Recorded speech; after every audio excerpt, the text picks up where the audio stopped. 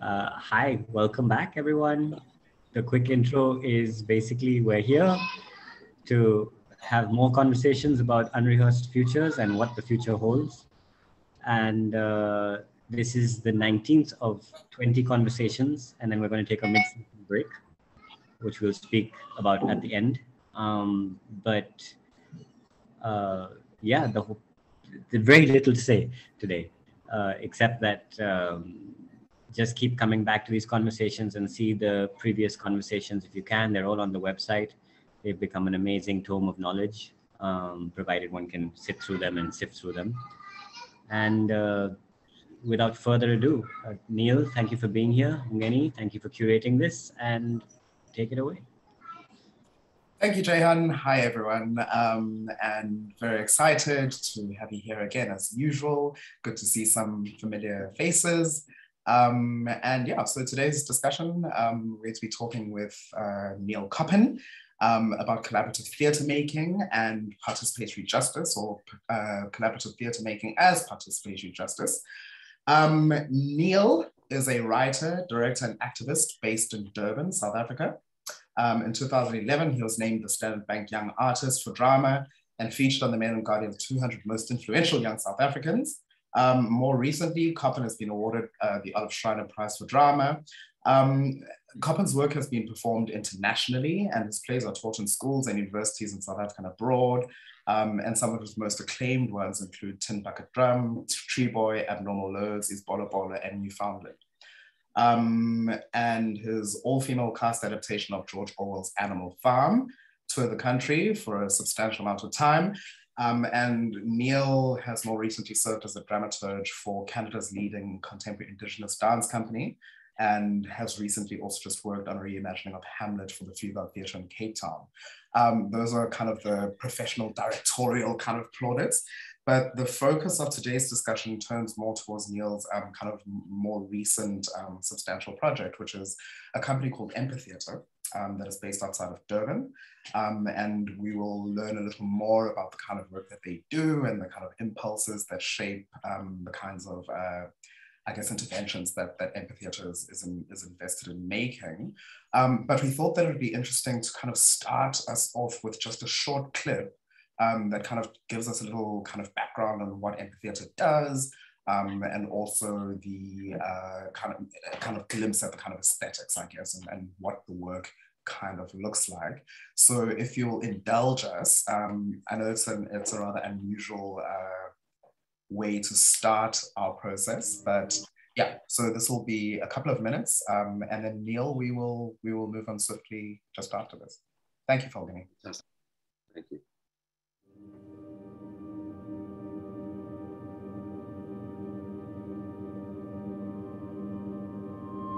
Complex problems in unequal societies require careful yet rigorous explorations of different ways of knowing, being, and doing.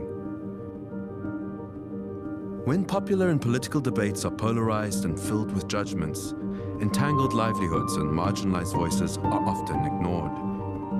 It's why we believe that creative and empathetic methods can facilitate multiple forms of listening to and sharing knowledge across diverse publics.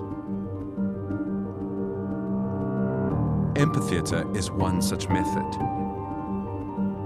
Emerging from the South African context, Amphitheatre has, over the past 5 years, developed innovative new ways of constructing social spaces for equitable public dialogue, creating an amphitheatre for empathy that embraces, rather than shies away from, complex entanglements in society. Since 2014, the Amphitheatre team has tackled social concerns ranging from land-based mining and displacement, street-level drug addiction, the vulnerability of migrant women and the impacts of xenophobia, gentrification and public housing conflicts, and more recently, ocean heritage and governance. Amphitheatre nurtures not only public storytelling, but attentive story listening. This research-based theatre method offers a new form of participatory justice in decision-making, meaning-making, and solidarity building across societal spheres. The Amphitheatre process begins with extensive action-based research. Here, the creative team, co-participants, and key partners work to identify matters of critical concern for social justice and together define a pressing central question. The Amphitheatre team then set out to explore this question with as many people from diverse backgrounds as possible, listening to multiple narratives that relate to the topic from different scales and positionalities, interrogating archives, and reading broadly. The creative team then bring these findings together and works to shape the research into an engrossing, relevant, and true-to-life theatrical script. The initial iteration of the script is first shared with participants and partners in table readings and other formats to test and verify the credibility of the play. The Amphitheatre team then devise and rehearse a theatrical production and share this again with relevant knowledge holders from a variety of backgrounds. In this way, the team are continuously enriching and verifying the research. Once the project collaborators are happy with the production, performances are rolled out to strategic audiences across the country. Policymakers, participants, and other concerned publics are invited to sit together and experience the production. Amphitheatre audiences are generally made up of people with different levels of agency, power, and privilege in relation to the matter of concern being explored in the play.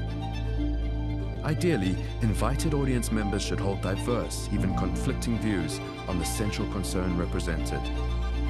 Post-play conversations are then carefully facilitated as public dialogues between the audience, the actors, and playmakers, allowing for yet another layer of research in consultation with the public to emerge.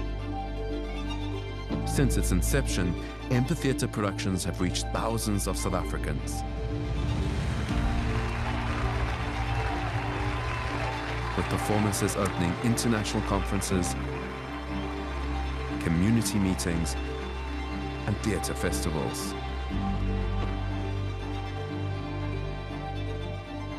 Venues for amphitheatre performances have ranged from state-of-the-art theatres and art galleries to church and school halls,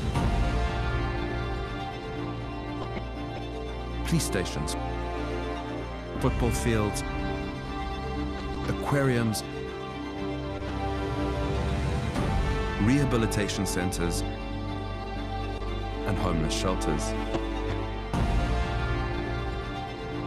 Across these various processes, Amphitheatre works to amplify a chorus of voices, particularly those of marginalized groups, with and for our non-academic research partners, in powerful and validating ways.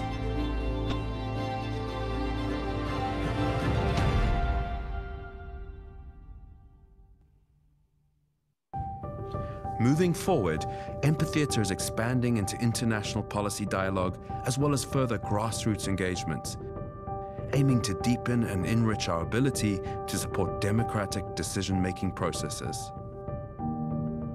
If you would like to join these efforts, get involved, donate, or learn more, please visit our website at www.amphitheatre.com. Lovely, thank you. Yeah, I mean, so that clip was pretty effective at kind of mapping out what is emerging to me, certainly as a kind of method, and as a kind of formal set of practices, right, that are geared towards, as you say, you know, engendering different ways of knowing, being, and doing through performance. And it's quite clear that the kind of work that Amphitheatre is doing is obviously animated by a deep investment in a particular kind of politics, a kind of different modalities of justice that are in some ways trying to respond to these various histories of unequal distribution of power, of agency, and these various other things. And that seems, you know, quite self-evident right at the top. But before we kind of sink our teeth into that kind of work specifically, and perhaps talking more a little about what the process looks like and the kinds of things that are, you know, that attracted you to this kind of work in the first place, I'm interested in talking a little about this kind of shift from, well, I don't know if it's a shift, but in the kind of, you come from a kind of straight theatrical background, right? Where you began interpreting and kind of staging other kind of works, pre-written scripts and so forth. And that work, for want of a better word, sits in what one might loosely call the popular realm, where people can kind of engage with the work, but they aren't necessarily being compelled to recognize that there's a kind of political gesture, even if they might be, and there often is, right, in so-called straight theater. And then you have this other thing, which is very clearly animated by, as I said, this kind of deep investment in kind of social justice issues and so forth. So I'm interested in how, and perhaps why, you found the need to move in the other direction, or move towards this other space, and how you've kind of managed to kind of hold those two spaces for yourself as a writer, as a director, as a theater maker. Kind of balancing out that need for the popular and the kind of audience building and that kind of open public that we desire, but also without diminishing or stepping away from the need to do work through the theatre. Mm-hmm. I suppose it just got to a point.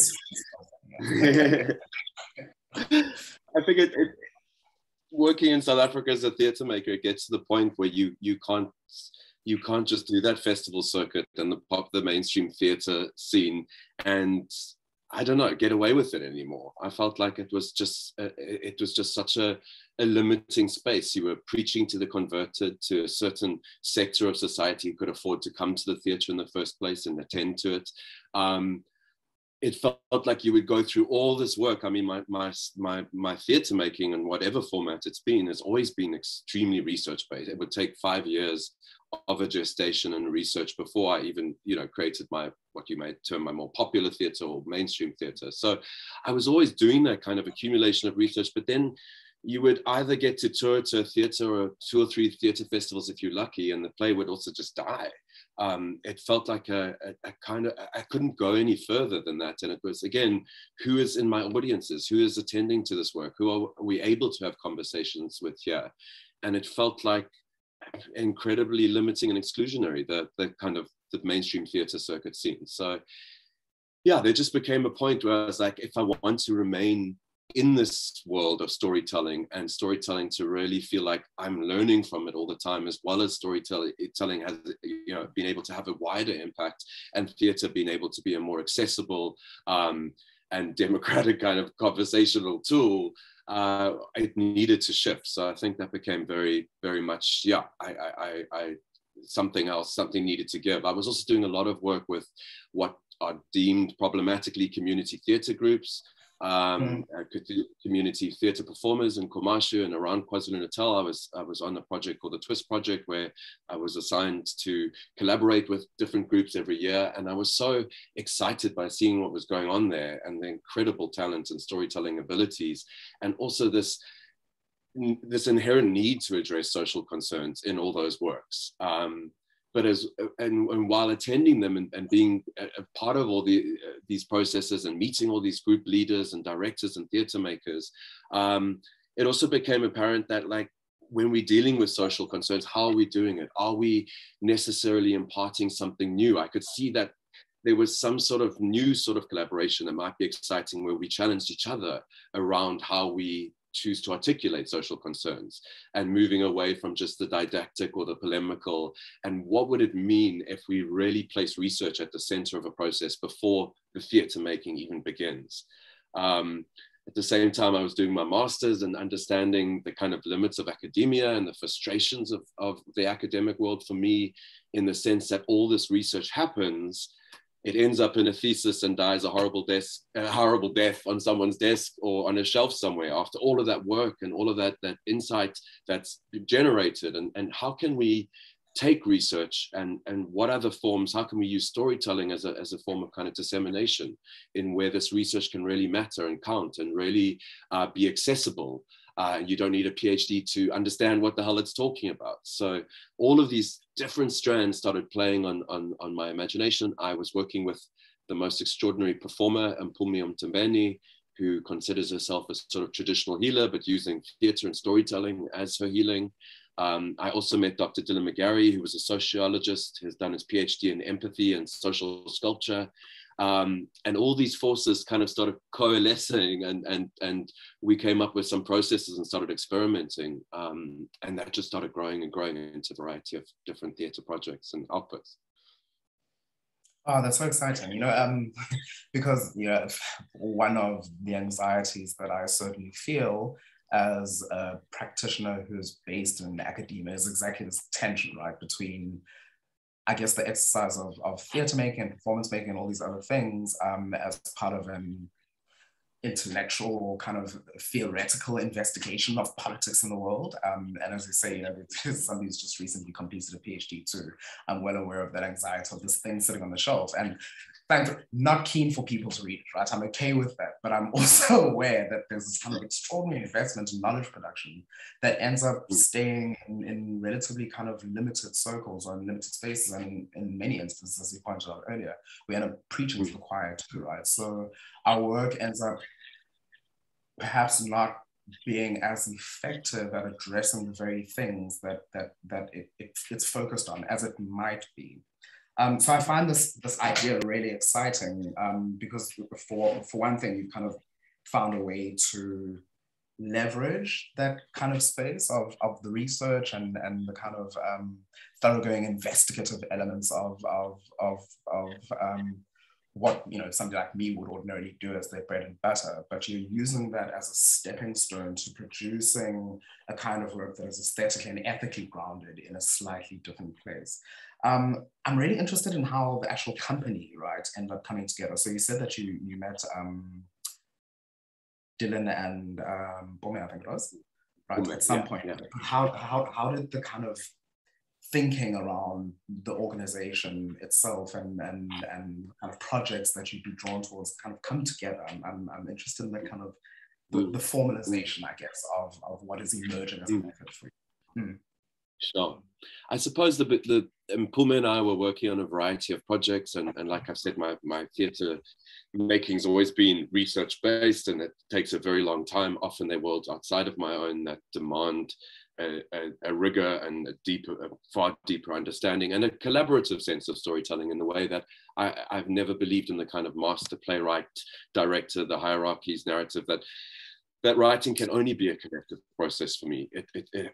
And I'd just done a piece around sexuality with a friend of mine, Sizwe, and Johan, an Afrikaans and a Zulu friend, whose two realities these men had never met, but their realities and in the stories they were telling me about their lives were so fascinating to kind of devise a theatrical scenario to bring these two worlds together and explore what would happen if they would meet and, tease out the parallels and as well as the complexities, nuances, and differences in those stories.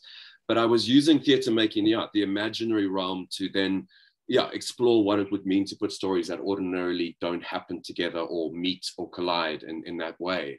And again, finding those parallels. So I was playing a lot with that. Pullman was very involved in these processes with me. And then we were approached by Imzimvelo, a very problematic conservation organization here in KwaZulu-Natal, around the Shishlui Game Reserve, which is a big wilderness area up in northern Zululand.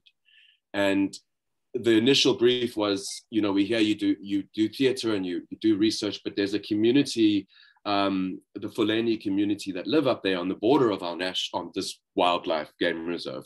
And the community are currently facing a major critical decision of whether to sign away their land or not, their ancestral land where the community was built, to sign it away to a mining company that was coercing different leaders within the community, sowing a lot of division and rifts.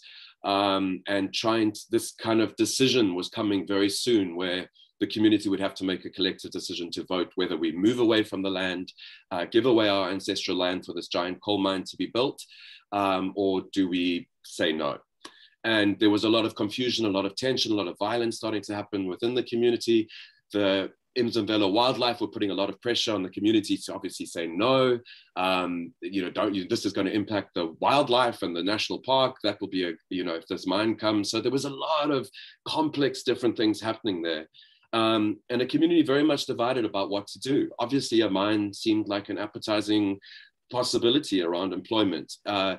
We said to Imzimvelo we wouldn't take any of their money because we're not a theatre for development company. We don't take a message and then push it on people. The research needs to happen from the ground, and that research then needs to be shared with all the stakeholders. That's the only way we work. And if there's any kind of ulterior funding moting of pushing an agenda on something, that's not what we do. We're not an advertising company. So we went in and we sent a company of Zulu actors up to a community around the corner from Fulani who had faced the same decision around, do we sell out, hand over the land, sign it away. They've promised they'll move us, relocate us to a new community where they'll build even better amenities, et cetera, et cetera.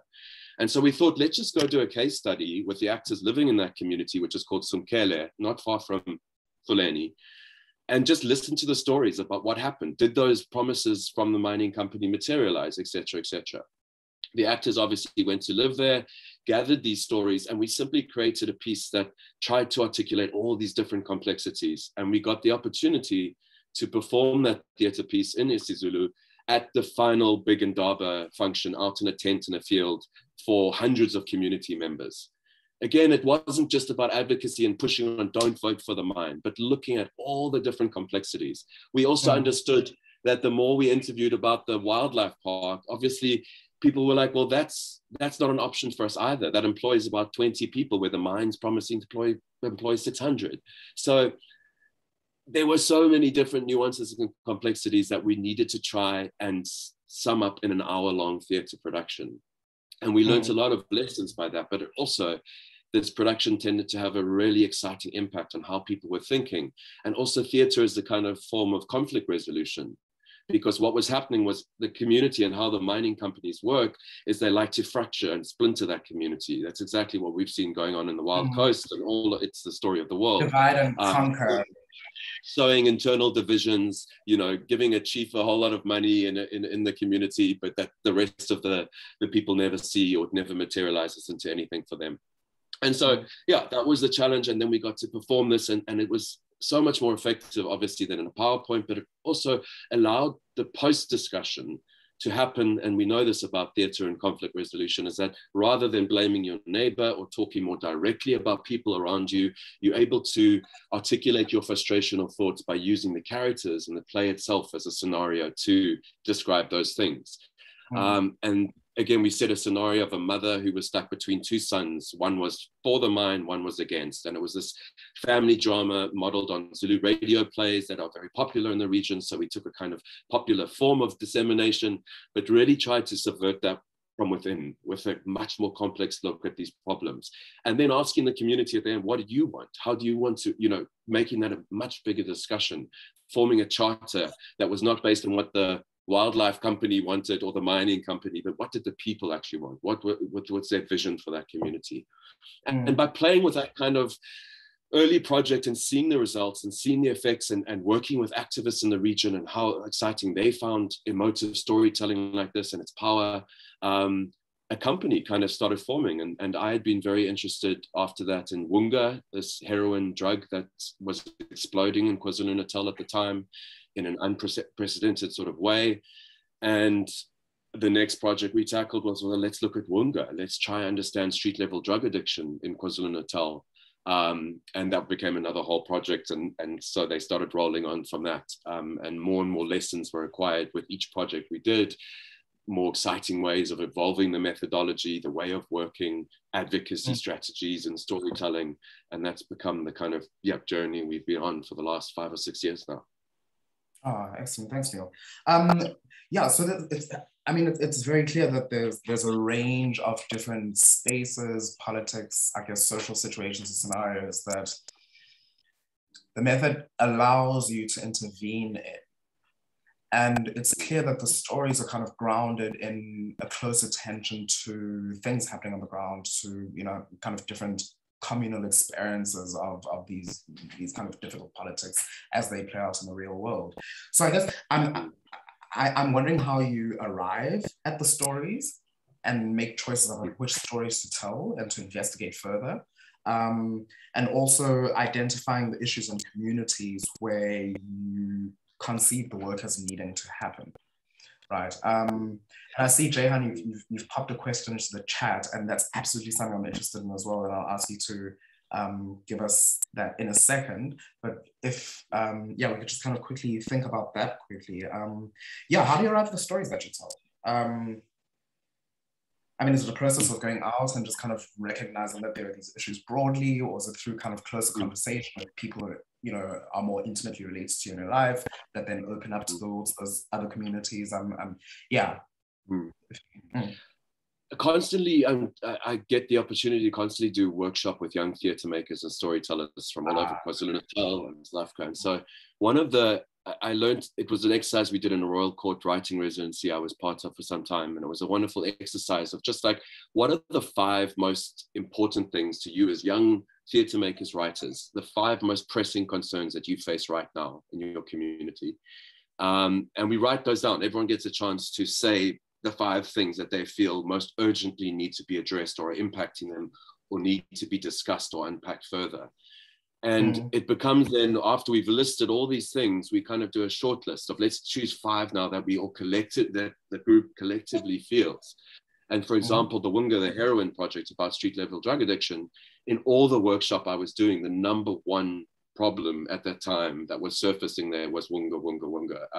And you know, how are we going to address this? How are we do this in our theatre making and storytelling around that?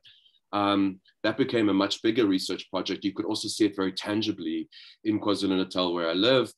Just on the streets everywhere was this problem. You could see it mushroom, these sorts of traffic islands of users that were kind of expelled from their homes, that were congregating. I mean, it was a very visible, the parks in the city suddenly just became burgeoning kind of places for users to gather, and people who had been kicked out of their communities because of their drug use problems. And it was just growing and growing, and you could physically see it. You could see it in the headlines, on the lampposts, the letters to the newspaper. So one is able to really see what's concerning people, what's on their minds, and also how problematically the media are talking about these things.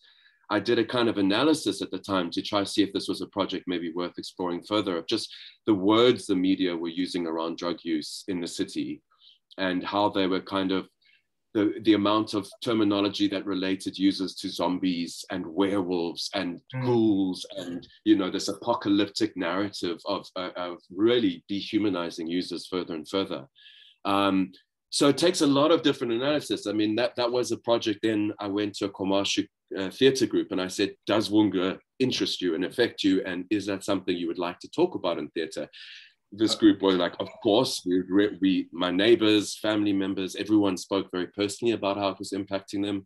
And from then we were able to say, well, let's get together and do a 1.5-year research process of trying to understand this problem, not just from the perspective of a neighbor or a user, but let's go speak to police, let's speak to social workers, let's speak to activists, let's do a 1-year-long just listening to the stories, attending to those stories first, before even trying to devise some sort of theatrical output or shaping an advocacy strategy through the theatre. Let's just listen. And that project was incredibly dense and rich in the way there were 7 of us involved in the team. And Pullman was also, she was from Umlazi, where the problem was manifesting in a different way to how it was in KwaMashu. And we were bringing this together, meeting every few weeks to just talk through the research, to do improvisation exercises, to realize where the gaps of knowledge were. And as this was going on, we were forming partnerships with a homeless shelter in the center of Durban, with academics who were researching the problem. We were just trying to understand it from all of the different angles, and then try and articulate that complexity through the creation of a theatrical production. And then looking at, well, now we've got this theatre production. We're speaking to all these problems. We've played it back to all the informants who have granted their stories for us to use. How do we, you know, the problem became what this is, and my problem with the idea of just theatre of the oppressed is that, what about the oppressor?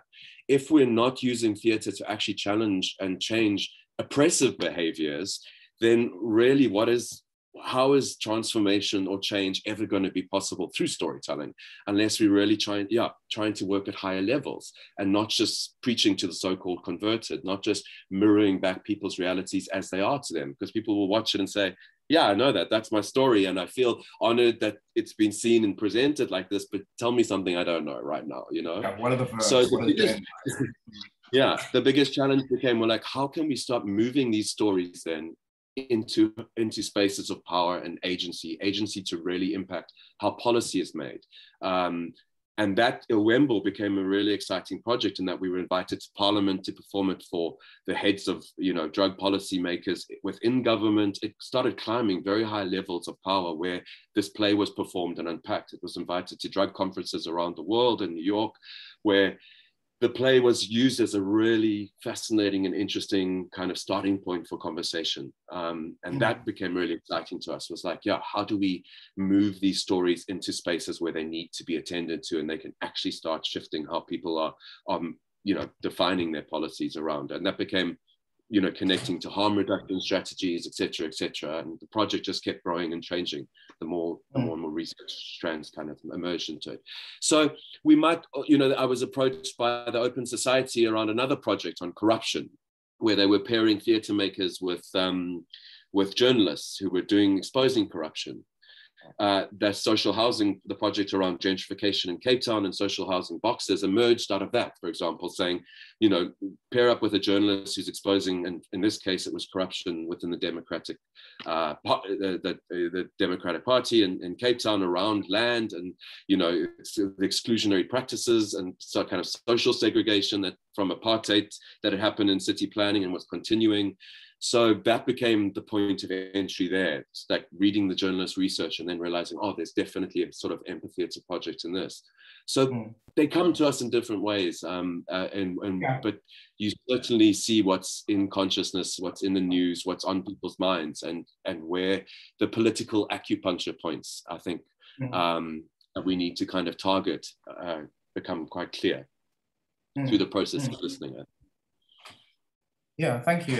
Catherine was asking that you speak in more detail about your processes of listening and story gathering collaboration, which I guess is one of the questions that we're going to kind of engage with anyway, is what does this look like, right? And to lean into and kind of sit with this idea of empathy and deep listening and careful listening as ethical points of entry into doing work, right? As a particular kind of ethical, a way of relating differently to the people with whom you're working. And we'll circle back there. I'm sure it'll kind of come and go in terms of the conversation, but something that just came up now as we're kind of thinking is, it seems to me that you're also very aware of relative position, right? That people in the process, firstly, the process is constituted as one that initiates encounters between different stakeholders, people who come from different kinds of places, in order to kind of have that conversation, right? But it also seems that in that awareness, I guess, of the differentials of power with which we enter into this space and those sorts of engagements, I'm interested in how did you engage with the challenge, for example, around, gosh, how do I put this? Around being cognizant of, I think, the compulsion to enter into a kind of savior narrative. That is often one of the side effects, I think, of, as well-intentioned as we may be, of our desire to kind of make work useful to other people, is that we then often kind of slip into this, well, I'm the person with knowledge, I'm arriving, and I'm going to help you save yourself at best, if not me directly saving you, right? And not to put too fine a point on it, but in a country like South Africa, especially, the kind of racial history that already announces itself before you even started talking, already positions you in really complicated ways, I think, to the diverse communities that you're working with. So I'm interested in thinking a little about how empathy, listening carefully, this destabilization of hierarchies that we announced right at the beginning as a mode of working, how that helps us maybe think about how to address those unequal distributions of power that may have perhaps an undesirable effect on the work being done, right? Because it ends up kind of centralizing the imperial subject, for want of a better phrase, right? And the others kind of become local flavor rather than anything else. So it seems to me that there's an explicit relationship in terms of, I mean, it says so in the name, right? Amphitheatre, between empathy and the ways that you're choosing to do the work, and how that asks us to, I think, imagine ourselves and orient ourselves differently in terms of power, right? Within the rehearsal space, within the collaborative space. Catherine, I hope I haven't butchered your question by adding a whole lot of bits and pieces to it. But yeah, so empathy and kind of careful listening as an ethical point of entry into the making, I think fascinates me. I think to respond to, there's so many parts of that question, so remind me if there's anything I need to touch on.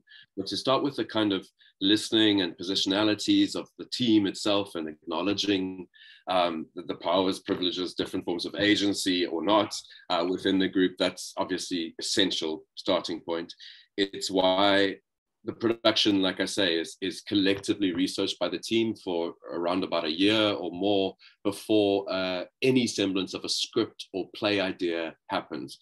It's the biggest lesson I've learned and the most exciting part. It's by no means new in theatre practice, but certainly it has a profound impact on the kind of work we do, and the nuance and insight and authenticity, with all the problems that word comes with, is establishing a team where this problem is direct, where the actors become ethnographers, essentially. The actors are the researchers.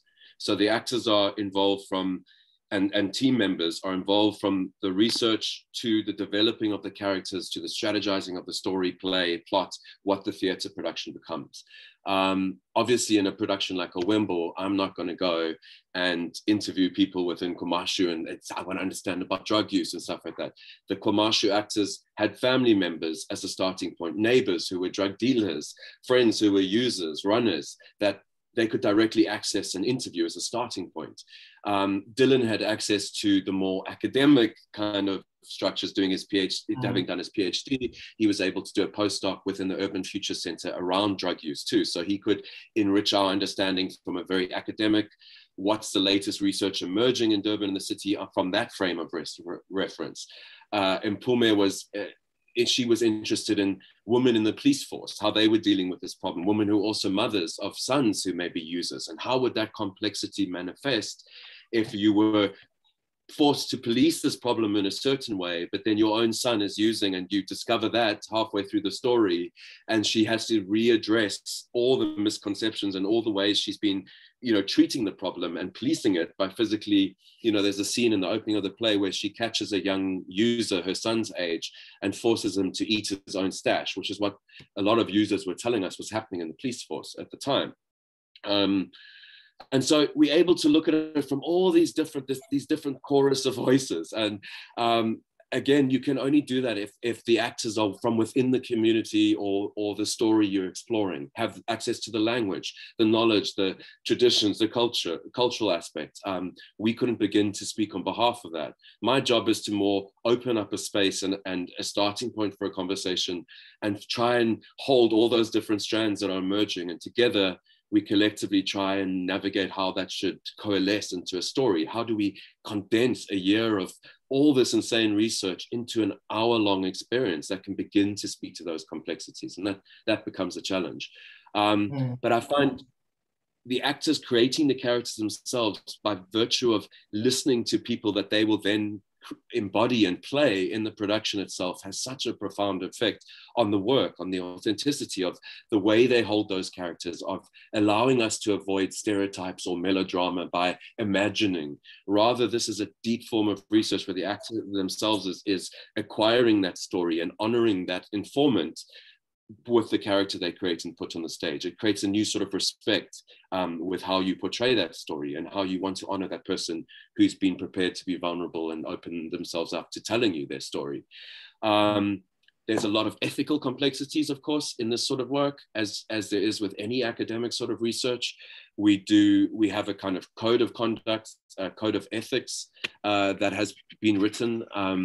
One of our colleagues, Taryn Pereira at Rhodes, has got a few points which I love. We work with all of our collaborators. Some of these points are just worth mentioning. Do not harm, but don't be afraid of a little generative tension. Waste no one's time. Be transparent, not invisible. Contribute what you can, time, resources, network, skills, access, and care. listen, observe, and then help to articulate what is happening, make space for others to articulate, describe, explain, and strategize, acknowledge and celebrate the undervalued work of activists in spaces that we're working in, expose injustices when you encounter them after seeking mandate to do so, and to create new opportunities for understanding, growth, and change. So we try to work with principles. They're constantly growing as we're learning. We do, you know, everyone, there's, like with academic research, there's a consent form, there's a deep understanding of what I'm lending to my story to. Do I consent to this story being used in this way? The stories are then played back to all the informants before they go to rehearsal, so everyone can see how they've been represented and comment back and talk back to that, allow for changes to happen. So it's the ethics of care and very careful, delicate work, understanding all these juggling acts one is kind of trying to balance in this process. I'm not saying it's a perfect one, and there's always room for improvement and new understanding and reworking what we're doing. That's constantly happening. But yeah, I hope I've touched on some of those points raised. No. And I love that kind of, I guess, list of do's and don'ts, primarily because they seem so practical to me. There's that kind of bit of poetry. Don't be transparent but not invisible, and all this sorts of things. So I like that there are the kind of these very explicit practical hooks that perhaps help us to orient ourselves in that space and in that environment, and recognize the kind of dynamic that's at play. There was a question, actually it's come up twice now. Jehan, you asked about fundraising to let the community's own voices and stories be heard. And then when you also asked further down about fundraising, I guess that also connects to a question that I have, Neil, is work of this size and scale, right? Because unlike, again, a kind of straight, in terms of a kind of a standard theatre work, right, where maybe you'll be working on something for 6 weeks, we have these incredibly long timelines that involve research, that involve deep investigation in communities, and you know, iteration seems to be a large part of what you're doing and how you're doing it, right? It's this kind of turning the crystal over and over and over again to kind of look at the thing through different facets. Seems like a deeply luxurious way to work, and one that I'm eminently jealous of. And I guess that's the question, right? Is how have you strategically leveraged resources to kind of create the space to be able to do this kind of work? I know that from my perspective, you know, I spend probably 75% of the time I call creative time writing funding applications. But it's a very, very clear kind of process for me from within academia, because I know, you know, there are specific places that one goes to for funding, there are specific kinds of outputs one can expect. But it seems that this is, because it's a combination of these multiple different things. It's kind of a theatre company, there's kind of this deep ethnographic process that's happening, and kind of literal kind of scientific knowledge production. There's this kind of social interventionist kind of paradigm that's at work as well.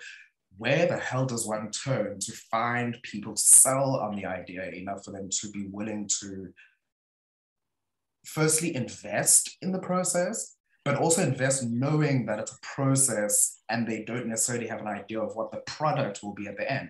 Because that's often one of the things that we're tied down to within these funding paradigms, right? Is that they want to know, how long is it, how many times it's going to show, how many times is my logo going to appear at the bottom of the screen with each showing.